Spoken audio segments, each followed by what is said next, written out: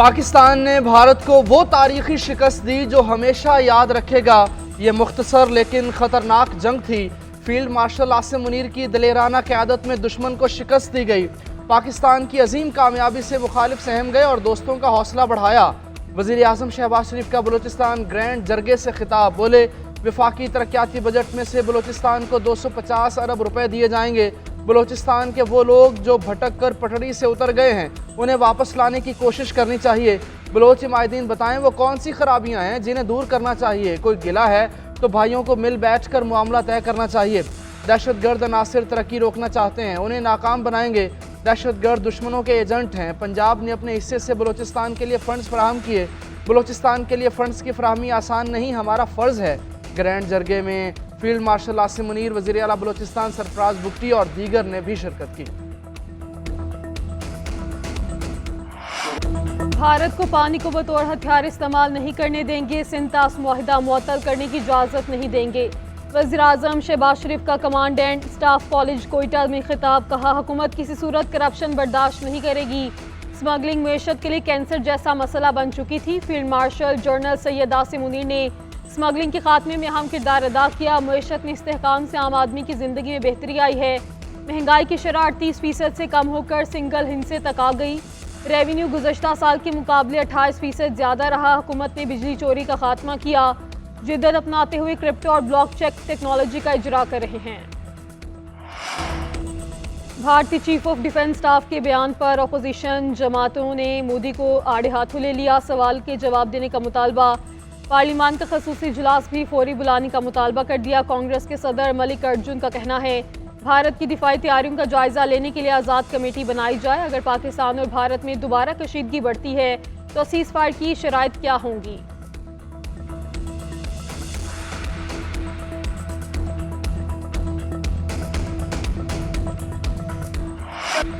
शाबाश Arshad Nadeem. Asian athletics champion के javelin throw event में अरशद नदीम ने गोल्ड मेडल जीत लिया। 52 साल बाद एशियन एथलेटिक्स में पाकिस्तान को पहला तलाई तमगा जितवाया। अरशद नदीम ने 86.40 मीटर की थ्रो करके इवेंट अपने नाम किया। उनकी पहली थ्रो 75.64 मीटर और दूसरी 76.80 मीटर की रही। तीसरी बारी में अरशद नदीम ने 85.57 मीटर थ्रो करके टॉप पोजीशन ली। 86.40 मीटर की अगली थ्रो से अपनी पोजीशन मुस्तहकम की। नताइज का ऐलान होते ही सजदा रेज हो गए। पाकिस्तान के दूसरे एथलीट यासिर सुल्तान 70.53, 75.39 और 75.50 मीटर की थ्रो की। भारत के सचिन यादव 85.16 मीटर थ्रो करके दूसरे नंबर पर रहे। जापान के साकी यामासरी 83.75।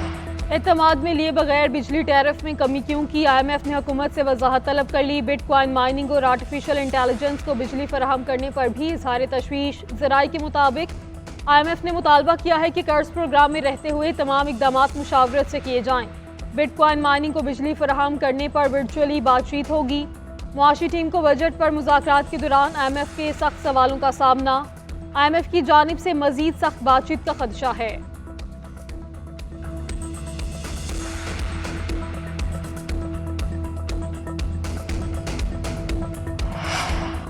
पाक अमरीका टैरिफ मुज़ाकरात आइंदा हफ्ते से शुरू। अमरीकी सदर डोनाल्ड ट्रंप कहते हैं पाकिस्तानी नुमाइंदे आइंदा हफ्ते अमरीका पहुंचेंगे। पाकिस्तान और भारत दोनों के साथ काम कर रहे हैं। हमने दोनों ममालिक के साथ तिजारत की बात की। वाज़े किया जो एक दूसरे पर गोलियां चलाएंगे उन ममालिक से तिजारत नहीं करेंगे। पाक अमरीका टैरिफ मुज़ाकरात की तैयारियाँ। वफाकी वज़ीर ख़जाना मोहम्मद औरंगज़ेब का अमरीकी नुमाइंदा जेमिसन ग्रेटर से टेलीफोनिक रब्ता। तामीरी माहौल में नुक्ता नज़र का तबादला ख्याल किया। एलामिया के मुताबिक फ़रीक़ैन ने आइंदा चंद हफ्तों में टेक्निकल सतह पर तफसीली मुज़ाकरात पर इत्तफ़ाक़ किया। जल्द से जल्द बातचीत कामयाबी से मुकम्मल करने के अज़म का भी इज़हार किया।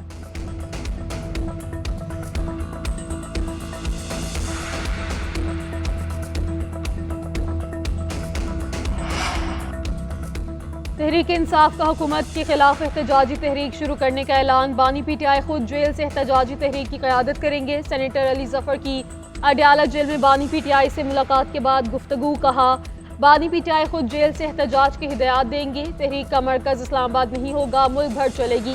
बानी PTI ने कहा, एग्जेक्टिव और अदलिया से कोई रिलीफ नहीं मिल रहा। हमें दीवार के साथ लगाया गया कोई रास्ता नहीं बचा। मैं एहतजाजी तहरीक का प्लान बनाकर पेश करूँगा। वकला और क़यादत से मुशावरत के बाद मनसूबाबंदी तय करेंगे। अब जो तहरीक चलेगी ऐसी पहले कभी नहीं चली होगी। जेल में अगली मुलाकात में जिम्मेदारियां सौंपी जाएंगी।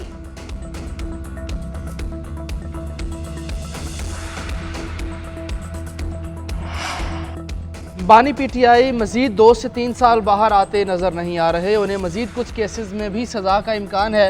इस्टेब्लिशमेंट की लीडरशिप के खिलाफ बानी पीटीआई जहां तक गए उसके बाद गुंजाइश नहीं रहती।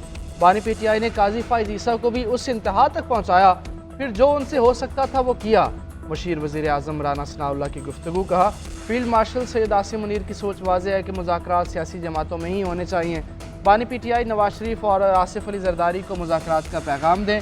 इख्तियार हुकूमत के पास है और आखिरकार हुकूमत से ही बात करना पड़ेगी।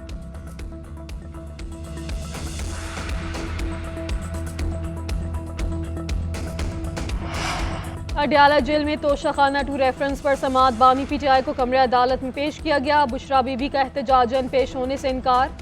जेल हुकाम के मुताबिक बुशरा बीबी ने कहा कि मंगल के दिन बानी से मुलाकात नहीं करवाई गई, इसलिए पेश नहीं होंगी। बुशरा बीबी की अदम दस्तयाबी के बायस गवाहों के बयानात रिकॉर्ड ना हो सके। अदालत ने रिमार्क्स दिए कि मुलजिमा को एक मौका दिया जा रहा है, आइंदा समाअत पर ना आई तो जमानत मनसूखी के अहकाम जारी किए जाएंगे। अदालत ने मजीद समाअत 3 जून तक मुलतवी कर दी।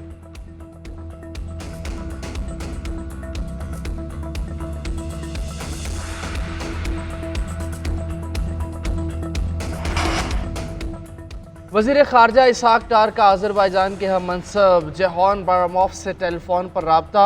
इकनॉमिक कोऑपरेशन ऑर्गेनाइजेशन के इजलास की तफसीलात और शिरकत पर बातचीत की। इसाक डार ने वज़ीर आज़म के दौरे आज़रबाईजान में शानदार मेज़बानी पर शुक्रिया भी अदा किया। इसाक डार की उज़्बेकिस्तान के वज़ीर ख़ारजा सैदौफ बख्तियार आदिल से भी टेलीफोनिक गुफ्तगू। सह मुल्की रेलवे लाइन प्रोजेक्ट पर तबादला ख्याल, फ्रेमवर्क माहिदे को जल्द हतमी शक्ल देने पर गौर। अफगानिस्तान की मुशावरत से फ्रेमवर्क पर दस्तखत की तकरीब की तफसीलात पर भी गौर किया गया। सदर मुमलिकत आसिफ जरदारी से लाहौर गवर्नर हाउस में पीपल्स पार्टी के अरकान पंजाब असम्बली की मुलाकात। अरकान असम्बली ने सदर को अपने इंतखाबी हलकों के अवामी मसाइल और उनके हल से मुतालिक ब्रीफिंग दी। बल्दियाती इंतखाबात, तंजीमी अमूर और पार्टी को पंजाब में फाल करने पर गुफ्तगू। सदर मुमलिकत ने अरकान को अवाम से राब्ते में रहने की हिदायत की।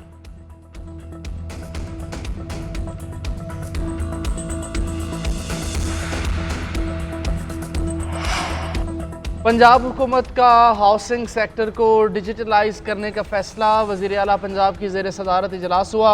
हाउसिंग सोसाइटी की रजिस्ट्रेशन के लिए गैर ज़रूरी NOC ख़त्म करने का हुक्म दिया। गैर कानूनी हाउसिंग स्कीम्स की रेगुलराइजेशन के लिए आला सतह कमेटी बनाने पर इत्तफाक। हाउसिंग सोसाइटीज़ की मंजूरी, मैनेजमेंट और ट्रांसफ़र ऑनलाइन हो सकेंगे। मरीम नवाज़ ने कहा कि गरीब लोगों से पैसे ले लिए जाते हैं और प्लॉट नहीं मिलते। गैर कानूनी हाउसिंग सोसाइटी के क़याम में सरकारी महकमे भी बराबर के ज़िम्मेदार हैं। मिली भगत से गैर कानूनी हाउसिंग स्कीम्स कायम हुई। सज़ा खरीदने वाले आम आदमी को मिली। जो हाउसिंग स्कीम्स बन चुकी हैं, कानून के मुताबिक जल्द अज जल्द उनका मसला हल होना चाहिए ताकि आवाम को रिलीफ मिले।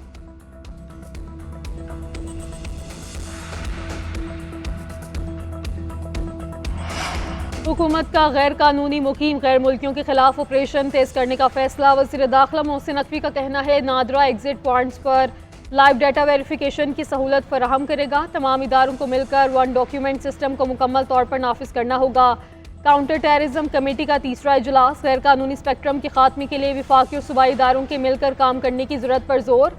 गदागरी को नाकाबिल जमानत जुर्म करार देने की भी तजवीज़। मोहसिन नकवी ने कहा कि भिखारी माफिया मुल्क की बदनामी का बायस बन रहा है, उनसे सख्ती से निपटा जाएगा।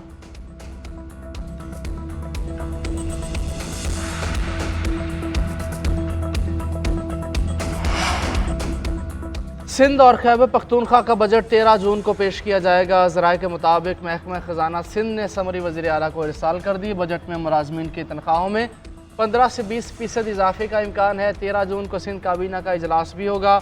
बजट की मंजूरी ली जाएगी। गैर तरक्याती अखराजात में कमी का इम्कान है। सैलाब मुतासरीन की बहाली, स्कूल्स और हॉस्पिटल्स के लिए फ़ंड्स मुख्तस होंगे।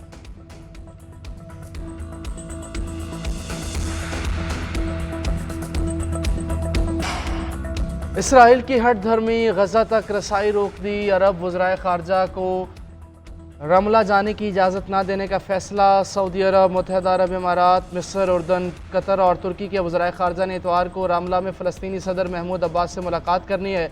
इसराइल के 1967 में फ़लस्तीनी सरजमीन पर कब्ज़े के बाद किसी सऊदी वज़ीर ख़ारजा का मगरबी किनारे का ये पहला दौरा होगा।